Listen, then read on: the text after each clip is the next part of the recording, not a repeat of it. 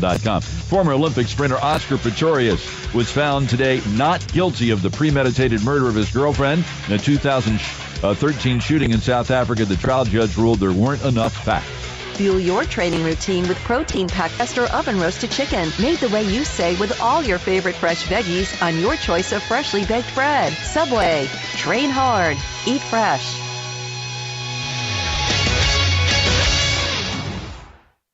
Fix.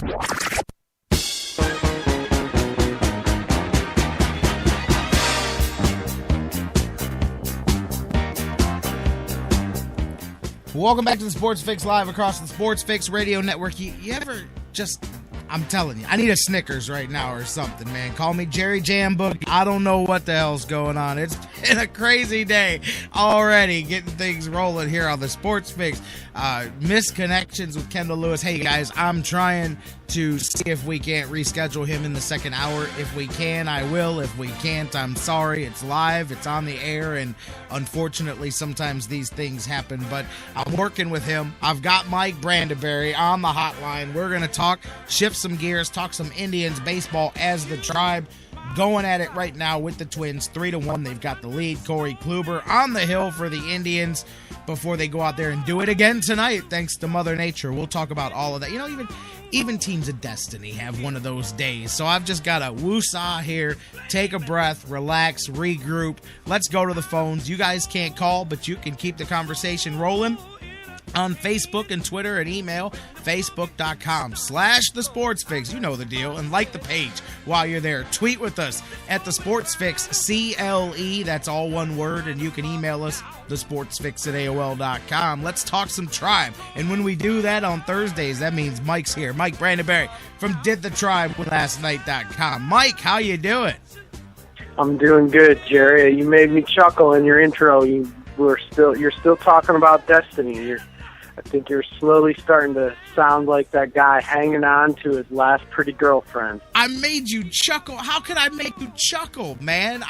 Listen, brother, you and I are just on opposite ends of the polar scale here, man. It's over. Oh, Accept it. Move on. Go back to the dance floor and find another pretty girl. You're nuts, brother. You're nuts, brother. Anyways, welcome back into the show. How you doing? Why you got to do that? Why?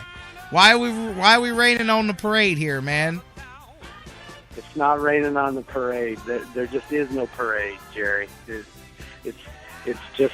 You know what? I'm not trying to be negative. I'm just trying to be realistic. I've now figured out who's buying the playoff tickets. It's you. You're buying them. If they get in, you're taking me to the game. That's all there is to it. Because of this conversation right here. I'll clear my schedule.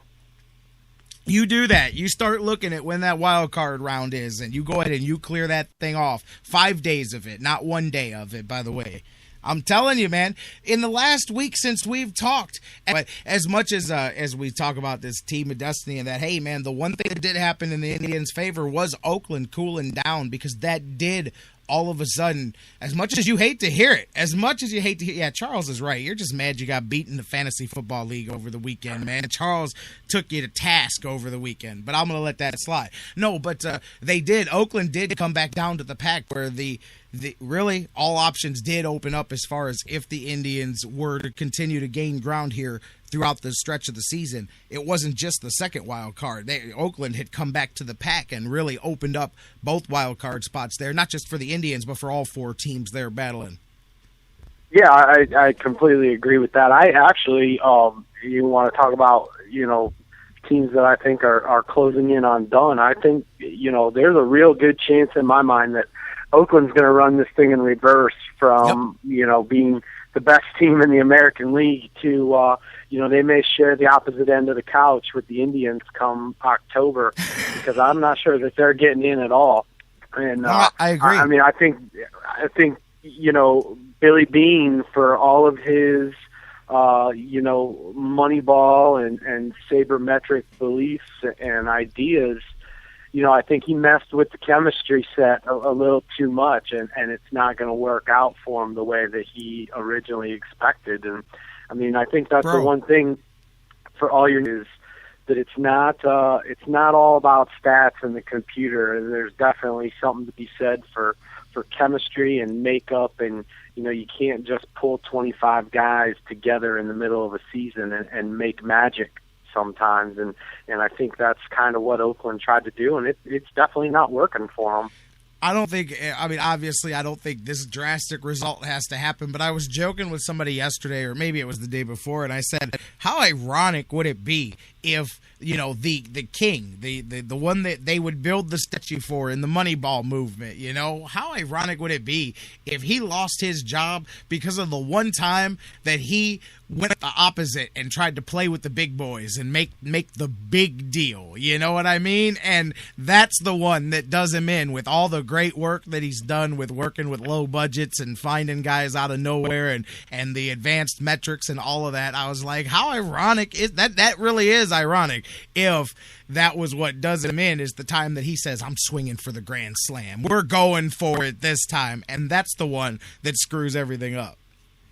Yeah, I think you're right, and I don't think he'll lose his job for the record. But in other markets and in other scenarios, I think he would be seriously on the chopping block for sure. I mean, I think if he was possibly the New York Yankees and they went out and made major moves like that and ran their season in reverse, I think in an environment like that, or maybe more so, 10 years ago in an environment like New York, I think he would be under serious fire. So, yeah, I think it's, definitely one of those ironies. And, to a lesser degree, I think the same is happening with the Tigers, and that the Tigers have been struck with some injuries too. But, they went out and made big moves and tried to keep up with Oakland. And, not just are they, I think anytime you try to beat a team, you run the risk of forgetting about all the other teams. And to me, that's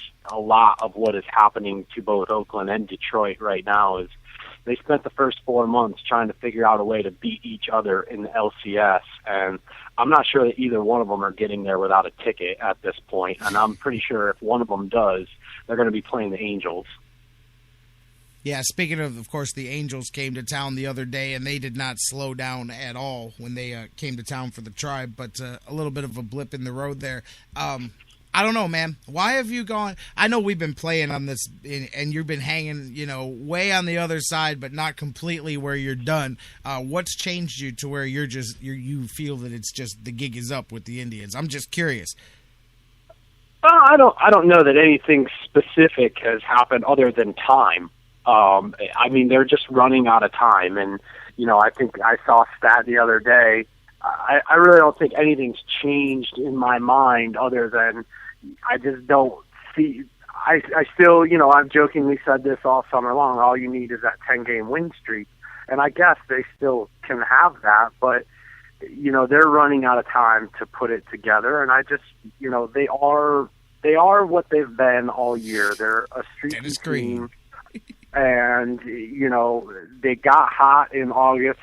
I think when it's all over, we'll look at, the month of off baseball of the season. And I think maybe September is still their second best month, but they've dug a hole so deep that they're not going to get out of it. And I think some guys, just to me, I think that they would have to play just as well to play their way back in it. They would have.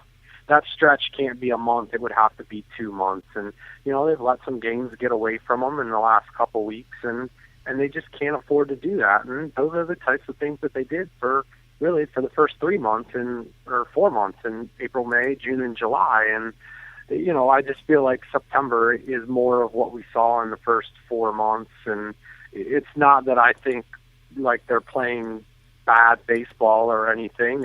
They're just not playing well enough to make up for the hole that they dug. And, time is definitely not on their side at this point. And, I think there's a lot of lessons to be learned out of this season. And I think one of the biggest ones is going to be, the importance of all 162 games. And I think that it's often that we're, conditioned to accept just winning a series. And I think there's been a number of times in August and September where they've won a series, but they've had a chance to sweep, and they've let those games get away. You have to, it's cliche, but you hear managers say it all the time. You have to take each game one at a time, and instead of just being happy to get 2 out of 3 when you've got a team down, I think you've gotta go after that sweep from time to time, and you've got to get all 3 and take advantage of things. And they really haven't. I mean, if you look at the season as a whole,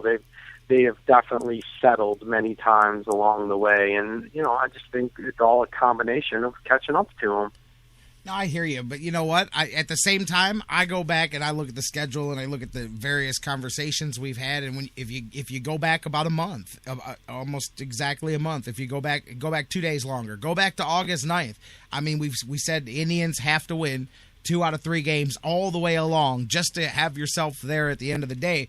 They're 17-9, depending on what happens today. Could be 18 or 19 wins there, but that's winning 2 out of every 3 since that date. So that's where all this stuff for the season, yes, and I understand you, but since that time, they've done exactly what we laid out that they have to do. So, to me, that doesn't really change the conversation. Like, everything's kind of, like, right where it was. I hear you about running out of time, but that's just my side of why I see it like that. Going back just a month, I mean, quite possibly, depending on how today goes, you could be 10 games over 500 in the last 30 days, Yeah, and you're right, but I think, I guess maybe the difference is, I think when we said that in early August, I think we both kind of felt like that was necessary to give them a chance, and then they would need some teams to come back to the pack. Well, nobody's coming back. Okay, well, Oakland did, but they were way, way ahead in the pack, and they're still ahead now. And, I mean, in terms of the Royals and the Tigers, I mean, those guys aren't coming back. I have a hard time seeing the Indians,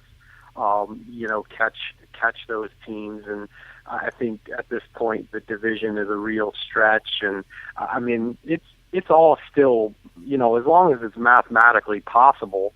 I mean, I don't think you can rule a 10-game win streak last year where the outside looking into, having the 4th seed and controlling that wild card game, and all in the span of 2 weeks. But I mean, I don't in that regard, don't kick dirt on them. They're not dead until they're mathematically eliminated. But I just don't see it happening. I haven't felt that way for quite a long time, and I'm not trying to brag in some way that I was anything. But I mean, I didn't feel that way about this team at the beginning of the season. And as you look at the season as a whole, they really haven't done anything to make me say, "Hey, I think I missed one here."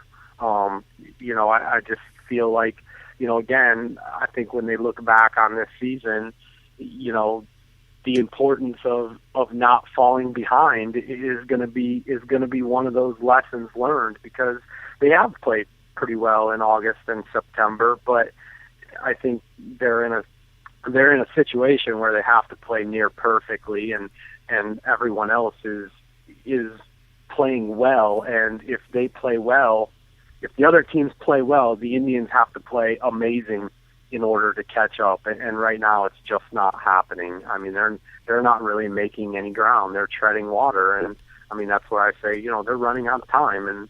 And my lesson to that is, don't fall. Yeah. 5, 6, 7 games off the pace by June. And then say, well, there's nothing to worry about because we were here last year. I mean, those were things that we talked about this summer when I would laughingly say all you need is the 10-game win streak. As the Indians sit here and listen to the dirt being shoveled on the grave little by little by Mike Brandenberry, they're shoveling some dirt on the Twins. A quick update for you guys. That lead has now been expanded to 4-1 Indians, and it looks like the potential to blow it open here. I see Bruce in the chat room says Tribe has bases loaded. Gomes at the plate here, an opportunity to perhaps blow this thing open here for the Indians. And clearly, regardless of where we think this whole thing ends up, both of us can agree without any hesitation, Indians need to sweep this doubleheader here today. You got to take both of these and get yourself feeling good. Maybe it works out to your advantage, that rain out last night. Even though you play a doubleheader, it did manufacture a day off where there wasn't one. maybe there's some benefit to that, especially heading into Detroit. Yeah, I think so. I mean, it certainly couldn't hurt having the day off and, a little Bull Durham style where they needed a